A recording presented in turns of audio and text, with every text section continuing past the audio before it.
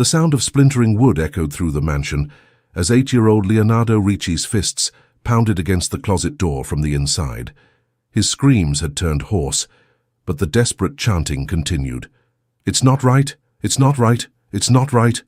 Antonio Ricci, the most feared man in Boston's underworld, stood helpless outside his son's bedroom, his knuckles white as he gripped the door handle. Blood seeped from fresh scratches on Leonardo's arms, visible through the crack under the door where he'd clawed at himself in panic.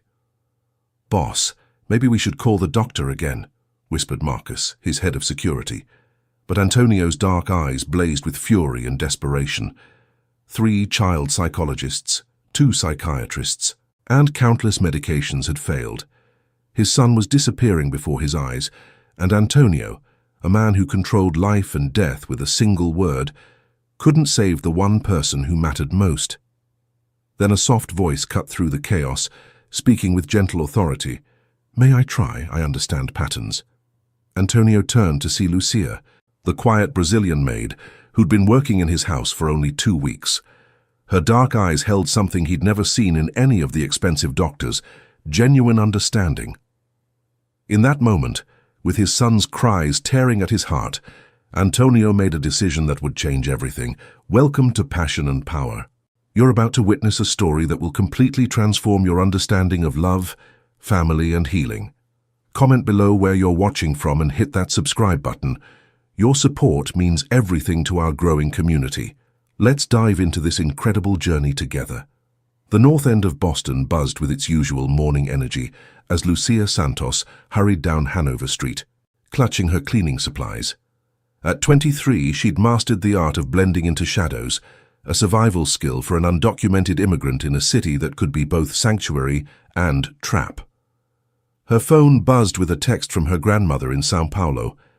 "Mia querida, the doctors say 6 months. The surgery could help, but..." Lucia's chest tightened as she read the astronomical figure. $200,000 might as well have been $2 million. The mansion on Louisburg Square took her breath away. 4 stories of red brick and limestone, with windows that probably cost more than most people's cars. A mountain of a man answered the door, 6'4" with scars across his knuckles. "You're the new girl. Boss is in his study. Follow me and don't touch anything." The interior was overwhelming. Marble floors, crystal chandeliers, and artwork that belonged in museums. But Lucia's trained eye immediately began cataloguing patterns, books arranged by height and color, furniture positioned at precise angles, mathematical symmetry in the decorative elements. Someone in this house thought like she did. "Miss Santos." The voice made her spine straighten, deep, commanding, with just a hint of an Italian accent that spoke of old-world power and new-world danger. Lucia turned and forgot how to breathe. Antonio Ricci stood in the doorway of his study, and every instinct screamed that this man was lethal. 6'2" with broad shoulders that filled his perfectly tailored black suit, he had the kind of presence that made rooms feel smaller. His white dress shirt was open at the top 4 buttons, revealing a muscular chest and a discreet tattoo curling along his neck. A platinum Rolex caught the light as he crossed his arms. But it was his eyes that held her captive. Dark brown, almost black, filled with intelligence and something that looked like barely contained pain. "You come highly recommended," he said, though his tone suggested he had doubts.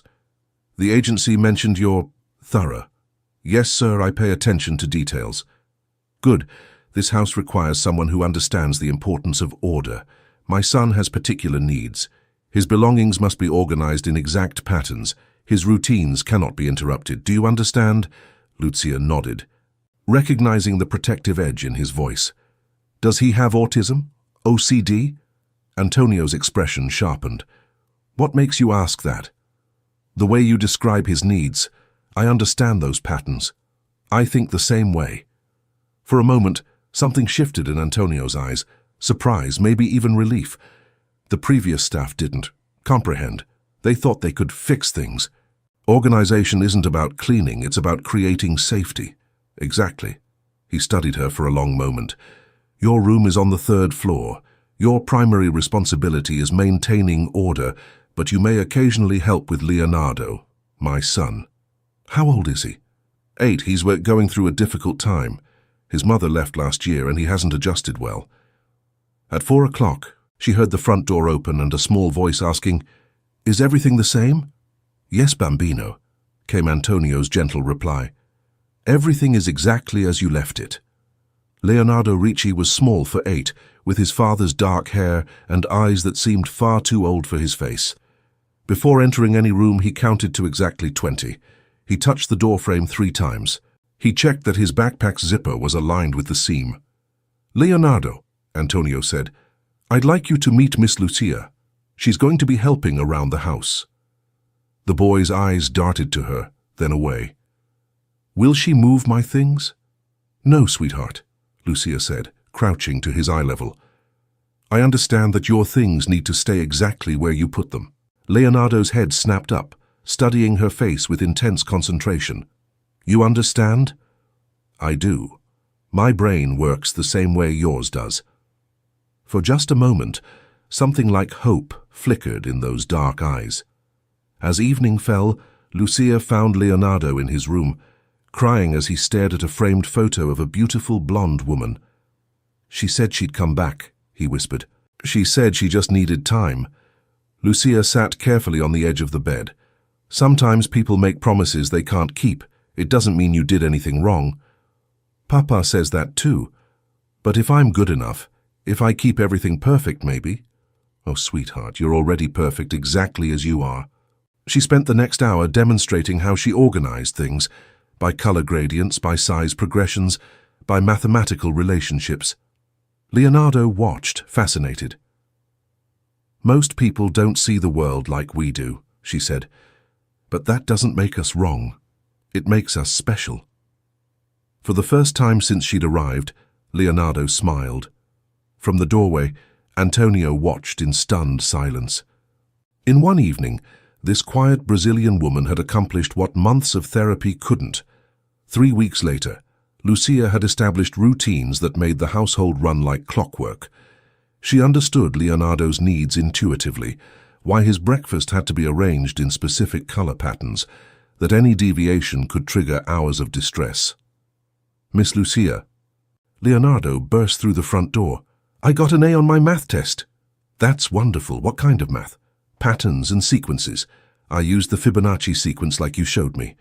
As they headed to the kitchen, Lucia caught sight of Antonio in his study, phone pressed to his ear, tension radiating from his powerful frame. "The shipment was supposed to arrive Tuesday," he was saying, his voice carrying that dangerous edge. "I don't care about weather delays, Marco. Find out where my merchandise is." Marco. Lucia had heard that name frequently, Antonio's oldest friend and lieutenant. "Papa sounds angry," Leonardo whispered. "Your papa has a stressful job, but that has nothing to do with you." "Mama used to say he was always angry. She said that's why she had to leave." His voice dropped to a whisper. "I saw them together, in Papa's room, but I wasn't supposed to tell." Lucia's heart clenched. "What else did your mama say?" "She said she found someone who made her happier, someone who understood her better. I saw them together, her and Uncle Marco, but I thought maybe if I told Papa he could fix it. But then Mama left anyway, and I thought maybe it was my fault for seeing." The knife slipped, nicking Lucia's finger.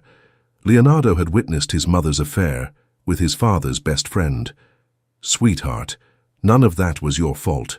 Adults make their own choices." The front door slammed open. A tall man with silver-streaked hair strode in like he owned the place. This had to be Marco. Leonardo's reaction was immediate and visceral. He pressed himself against Lucia, trembling. "I don't like him. He was the one with Mama, in Papa's room." "Has Uncle Marco been coming here since your Mama left?" "Every week. Papa says he's family. But I don't want him to be family." Raised voices drifted from the study. "Security breach. Someone's feeding information. Saiki, find the leak before we all end up dead." That evening at dinner, away from business calls and stress, Antonio transformed into a devoted father. He listened intently as Leonardo explained his homework, praised his son's creativity. But Lucia also noticed how Antonio's eyes kept finding hers across the table, how his voice softened when he spoke to her. "Miss Lucia." he said as dessert was served. Leonardo mentioned you're from Brazil. What brought you to Boston? Family. Sometimes we have to leave what we love to save what we love. Antonio's gaze intensified. That's a very mature perspective for someone so young. The comment acknowledged the age difference that stood between them like a wall. Age is just numbers, Leonardo said innocently. Miss Lucia is the smartest person I know, and Papa is the strongest. Numbers don't matter when people fit together perfectly. When they were alone, the air seemed to thicken. Antonio poured himself wine, his movements controlled but tense. He's right, you know. You are remarkably intelligent. The way you understand him, help him. I've never seen anything like it. He's a special boy. He just needs people who see his gifts instead of his challenges. And what about his father? What do you see when you look at him? Lucia's heart hammered. I see a man who loves his son more than anything, who's trying to protect him from a world that can be cruel and chaotic. That's all. I see someone who's been hurt, someone who's learned not to trust easily, someone who carries the weight of everyone else's safety on his shoulders. Antonio moved closer. You see too much. Maybe you don't let people see enough. They were standing too close now, the space between them charged with electricity. Antonio's hand reached up, almost touching her face before he caught himself. This is a mistake, he said, but his voice lacked conviction. What is? This, you, the way you work for me. You're young. You deserve better than getting involved with someone like me. Someone like you. Someone who destroys everything he touches. Leonardo's voice called from upstairs, breaking the moment. Papa, Miss Lucia, can you come help me? But as they climbed the stairs together, Lucia felt the weight of everything unsaid hanging between them. The next evening brought an unexpected crisis. Lucia was in the kitchen when she heard shouting from Antonio's study, not controlled anger, but raw, explosive fury. You son of a bitch! How long has this been going on? Glass shattered against a wall, followed by Marco's voice. Antonio, let me explain. Explain what? How you've been feeding information to the Russians. I trusted you, Antonio's voice boomed. You were my brother, Marco. I had no choice. They had leverage on me. They knew things. What things? A pause, then Marco's voice quieter. About Valentina, about what happened between us. Leonardo appeared beside Lucia, pale with fear. Papa's really angry. What about Valentina? Antonio's voice was deadly quiet. It started months before she left you. The Russians found out, threatened to tell you unless I cooperated. The sound that came from Antonio was barely human, a roar of pain and rage. Leonardo whimpered and pressed against Lucia's side. In my house, in my bed? Get out before I kill you with my bare hands. Footsteps pounded toward the door. The Russians know everything, Antonio. They're coming for you tonight. The door slammed, then silence. Leonardo was trembling, his breathing rapid. He knows. Papa knows what I saw. Sweetheart, this isn't your fault. But I should have told him. Now the bad men are coming, and it's all my fault. Antonio appeared in the doorway, looking utterly destroyed. His white shirt was torn, his knuckles bloody, but it was his eyes that devastated her, empty, hollow. Papa.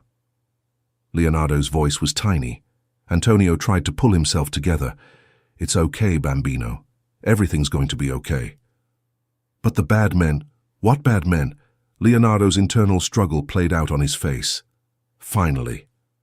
I heard Uncle Marco say the Russians are coming tonight, and I know why they're angry. I saw him with Mama in your room, Papa. I saw them together, and I wanted to tell you, but I was scared. The confession triggered a breakdown. Leonardo's breathing became rapid, his hands shaking as he began counting frantically. 1, 2, 3, 4, it's not right. 5, 6, 7. Sweetheart, no. Lucia caught his hands. We're going to count together, okay? In Portuguese, dois, três. Slowly her calm voice began to penetrate Leonardo's panic. But as his breathing normalized, deep sobs came from Antonio, the kind of soul-deep weeping that comes from having your world collapse. Papa? Leonardo's voice was small. Antonio pulled his son into his arms. I'm sorry, Bambino. I'm so sorry you had to carry that secret alone. Are you angry at me? Never. I could never be angry at you for protecting yourself. The lights went out. Emergency lighting kicked in, bathing the kitchen in red. From somewhere came Marcus shouting orders, followed by the click of weapons. "They're here," Antonio said, his voice transforming from broken to deadly. "Marcus, get the cars ready. There's a safe room in the basement," he told them. "You'll both be protected there. What about you? I have to handle this." "No. We stay together, or we don't do this at all." Antonio's jaw tightened as breaking glass came from the front, followed by Russian shouts. "The safe room, all of us, now!" The basement safe room was reinforced walls, independent air supply, enough supplies for days. But as Antonio sealed the door, Lucia realized they were safe from immediate attack, but also trapped. "Papa," Leonardo whispered, "are the bad men going to hurt us?" "No one is going to hurt you, Bambino. I promise." But as explosions rocked the house above, Lucia wondered if that was a promise Antonio could keep. The safe room's walls muffled the destruction above, but they couldn't block everything. Lucia counted 6 explosions, followed by automatic gunfire and shouting in multiple languages. "How long can we stay here?" Lucia asked, watching Antonio monitor security feeds. "Indefinitely. This room is self-contained." His jaw was tight as he watched his men fall back. The problem isn't staying, it's getting out alive. Leonardo sat arranging toy cars with trembling hands, using his rituals to cope with terror. 15 men, Antonio muttered, studying the feeds. "Sergei brought 15 men to my house." On the screens, they watched Russian soldiers destroy everything. Priceless artwork slashed, furniture overturned, family photos ground under boots. "They're looking for us," Lucia realized. "Sergei knows about this room. Marco would have told him everything." Methodical banging echoed through the safe room, someone testing the walls. "They've found the entrance," Antonio said, checking his weapon. "The door will hold for a while, but not forever." "How long?" "Maybe an hour." "Is there another way out?" "Emergency tunnel. Leads to the garage 3 blocks away." Antonio hesitated. "But we'd have to cross open ground in the dark with Leonardo." "I can do it," Leonardo said suddenly. "I'm fast and I know how to be quiet." "Absolutely not." The banging intensified, accompanied by Russian voices discussing explosives. "They're going to blow the door," Lucia said. Antonio pulled up building schematics. "The tunnel is our only chance if we can make it." "What about your men? Dead or scattered? We're on our own." "I need you both to listen carefully," Antonio said. "The tunnel is narrow and dark. We move single file, Leonardo in the middle, Lucia behind him, me bringing up the rear." The banging stopped, replaced by an ominous silence. Then a new voice, speaking English with a Russian accent. "Antonio Ricci, I know you can hear me. Sergei Kozlov. Your house is burning, your men are dead, and your empire is finished. But I am not unreasonable, man. Send out the woman and the boy, and I will make your death quick." Leonardo pressed closer to his father, trembling but trying to be brave. "The woman is pretty, yes. Brazilian, I think. Such lovely skin. It would be shame to damage it unnecessarily. And the boy, he looks so much like his father. Children are so fragile, though, so easy to break." Antonio's control snapped. "You son of a bitch! If you touch my son—" "Papa, no!" Leonardo grabbed his father's arm. "Don't let him make you angry. That's what he wants." "Smart boy, but not smart enough. You see, Antonio, I know about your little secret room. Marco told me everything before he died." The casual mention of Marco's death hit Antonio like a physical blow. "The tunnel is compromised," he said quietly. "They'll be waiting for us." Antonio was quiet for a long moment, calculating options. When he spoke, his voice was resolved. "We fight." "Antonio, no, listen to me. I've spent my whole life running from fights, but some things are worth fighting for no matter the cost." His gaze moved between Lucia and Leonardo. "You are worth fighting for, both of you." "Papa," Leonardo said softly, "I love you too." "And I love both of you," Lucia whispered. For a moment, they were simply a family acknowledging what they meant to each other. But the moment was shattered by drilling, industrial, powerful, designed to cut through reinforced steel.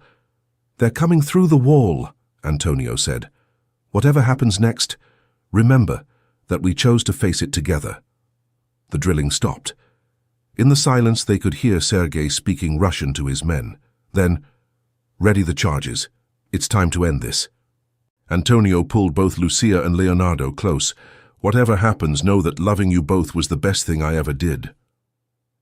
The explosion shook the foundation, and in the smoke and chaos that followed, the final battle began. The explosion filled the safe room with smoke and debris. Through the ringing in her ears, Lucia heard Antonio shouting orders. "Stay low, move to the back corner." She grabbed Leonardo's hand, pulling him away from the gaping hole.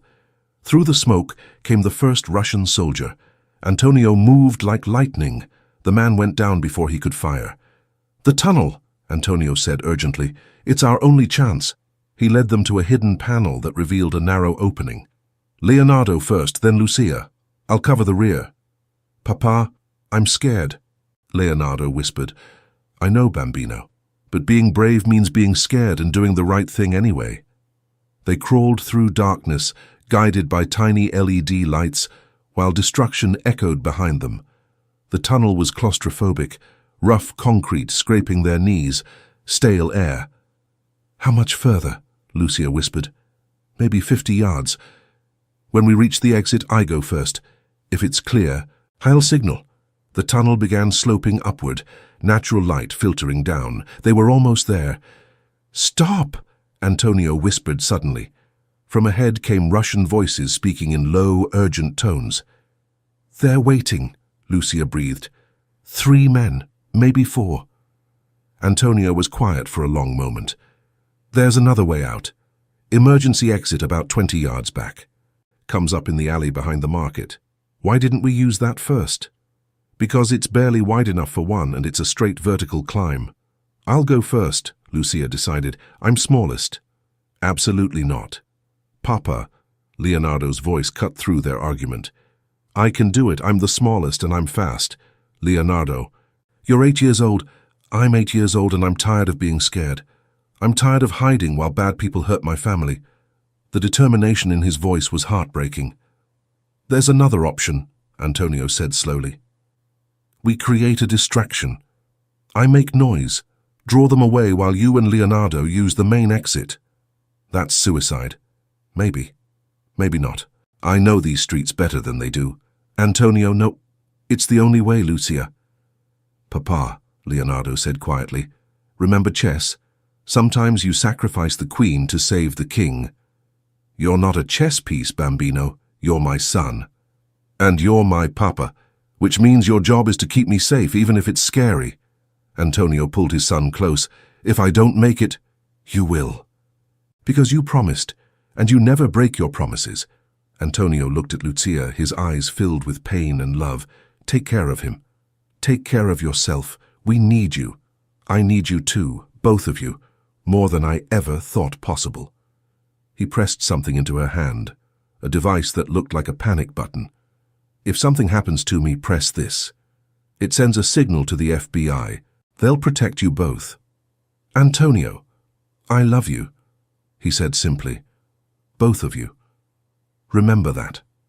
Before either could respond, he was moving back down the tunnel, disappearing into darkness. The first gunshot echoed like thunder, followed by shouting. Antonio's voice cut through the chaos, taunting, drawing the men away.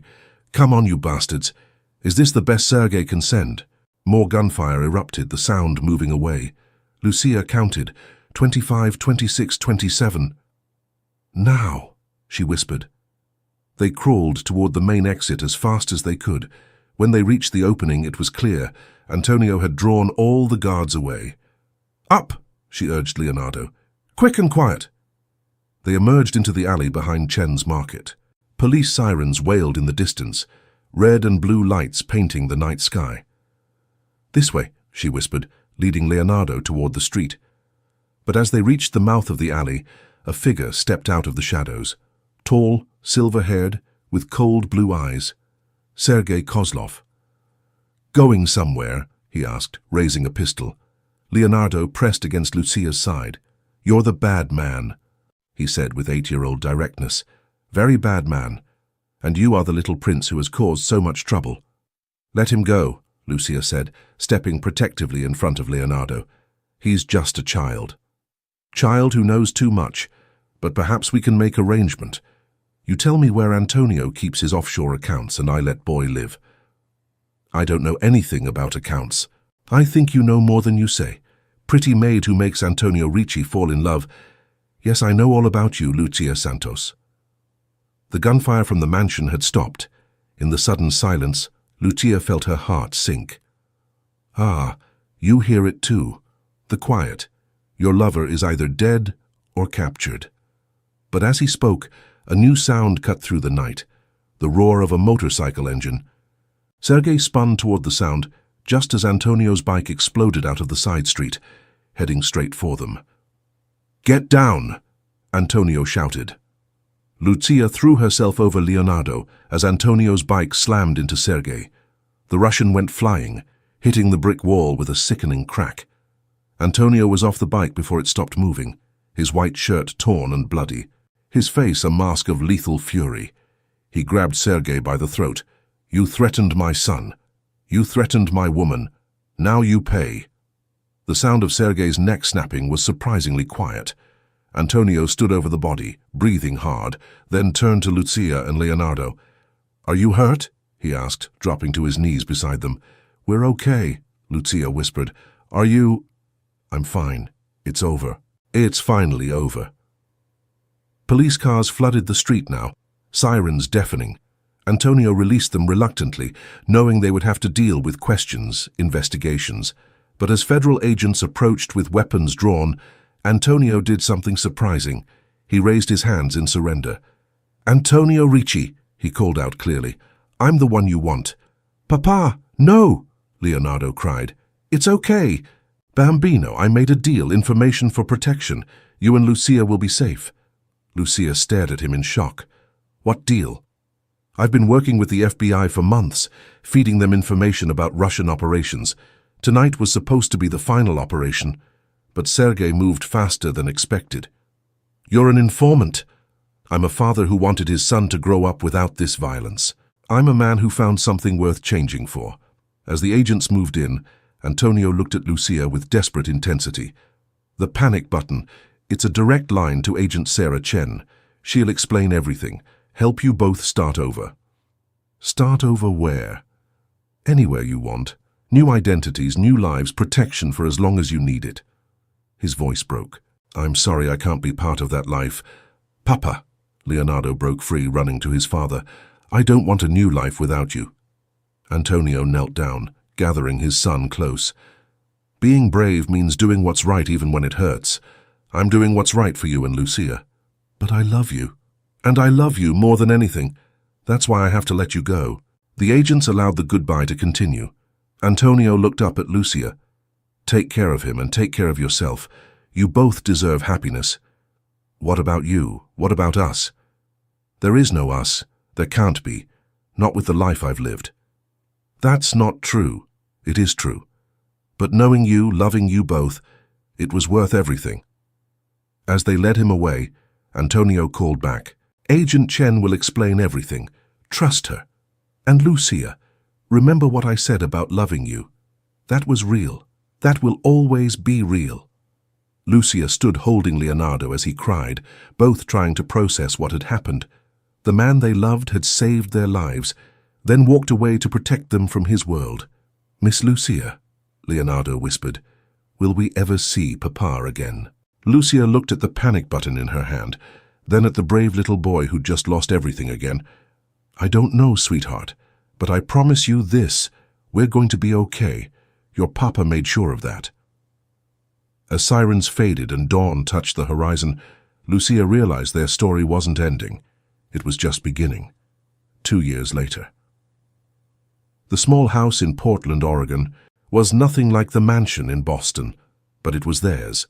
Leonardo's room was painted in calming blues, with shelves for his growing collection of books. The 10-year-old had thrived in his new school, his brilliant mind finally recognized by teachers who understood that different didn't mean deficient. "Miss Lucia," Leonardo called from the kitchen, "the blueberries aren't sorting right." "That's okay, sweetheart," she called back, smiling. "Sometimes imperfection makes things more beautiful." Agent Sarah Chen had been true to her word. New identities, financial support, protection. Lucia was now officially a U.S. citizen, studying early childhood development. Her grandmother had recovered from surgery and now lived with them. But there was still an empty space at their dinner table. "Vovô is teaching me Portuguese swear words," Leonardo announced, making her laugh. "Your grandmother is a terrible influence." "She says Papa would think it's funny," Leonardo said quietly.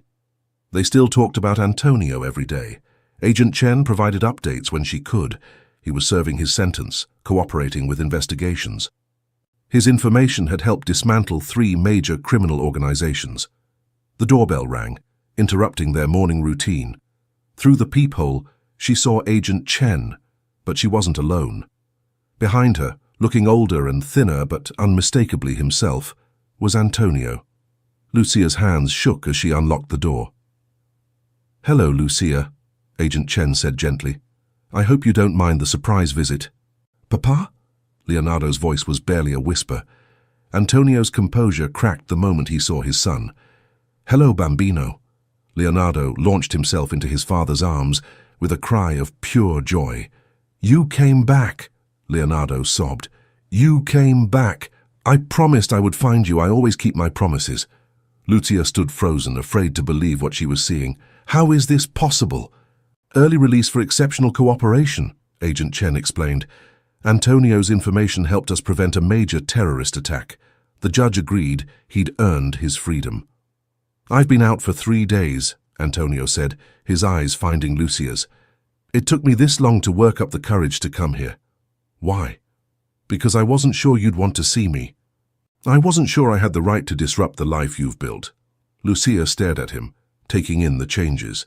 He was thinner, his hair longer, new lines around his eyes. But he was still Antonio. "You're an idiot," she said finally. Antonio blinked in surprise. "I'm sorry?" "You're an idiot if you think we built this life without you in it." She stepped closer. "Every day for 2 years, Leonardo has set 4 places at the table. Every night he's asked me to tell him stories about his brave papa. Every morning I've woken up missing you so much it felt like I couldn't breathe." "Lucia, I'm not finished. You gave us safety, freedom, a chance at happiness. But you forgot one thing." "What?" "Happiness without you isn't really happiness at all." Antonio set Leonardo down gently. "I'm not the same man who left you. Prison changes you. I don't care. I'm still dangerous. There are still people who... I don't care. Lucia, you deserve better than..." She silenced him by pressing her lips to his. The kiss was desperate, hungry, full of 2 years of longing. When they broke apart, both were breathing hard. "I deserve you," she whispered. "We deserve you. And if you try to walk away again, I'll hunt you down myself." Antonio's laugh was shaky, disbelieving. "You really want this? Want me? I've wanted you since the day you let me help your son. I've loved you since the night you chose our safety over your freedom, and I'll keep loving you for the rest of my life if you'll let me." "Papa," Leonardo said, tugging on Antonio's jacket, "does this mean you're staying?" Antonio looked down at his son, then at Lucia, then at the small house that felt more like home than his mansion ever had. "If you'll have me. If you think there's room in this life for a reformed criminal who loves you both more than anything." "There's always been room," Lucia said. "We've just been waiting for you to come home." Agent Chen cleared her throat diplomatically. "I'll leave you to your reunion. Antonio, remember, check in weekly, no contact with former associates." "I know the rules. Thank you, Sarah, for everything." As the agent left, Antonio found himself standing in the doorway of a life he'd never dared dream possible. "So," he said, looking around the cozy kitchen, "what happens now?" "Now we have breakfast," Lucia said practically. "Then we show you around your new home, then we figure out the rest of our lives together." "Just like that?" "Just like that." Leonardo grabbed his father's hand, pulling him toward the stove. Miss Lucia makes the best pancakes, and Vovo teaches me Portuguese words that would make you laugh. And I'm really good at math now. Antonio listened to his son's excited chatter, watched Lucia move around the kitchen with easy grace, and felt something he'd never experienced before: perfect contentment. He'd spent his life building an empire of fear and violence. But this small house with its imperfect pancakes and overwhelming love, this was the only kingdom that mattered. "I love you," he said suddenly, the words encompassing both Lucia and Leonardo, this house and this life and this impossible second chance. "We love you too," Lucia replied, standing on her toes to kiss him again. "Welcome home, Antonio." Outside, Portland's gentle rain began to fall, washing the world clean. And inside their small house, a family that had been broken apart by violence and betrayal began the beautiful work of healing together. Sometimes the greatest victories weren't won with guns or money or power. Sometimes they were won with patience and forgiveness and the courage to believe that love could conquer even the darkest past. What an incredible journey we've shared together here at Passion and Power. From a terrified little boy locked in a closet to a family reunited by love and courage, this story proves that sometimes the most broken people can create the most beautiful families. Did this emotional roller coaster touch your heart? Drop a comment sharing your favorite moment. Hit that subscribe button for more powerful love stories. And remember, your support helps us bring these incredible tales of passion and redemption to life every single week. Until next time, keep believing in the power of love to heal even the deepest wounds.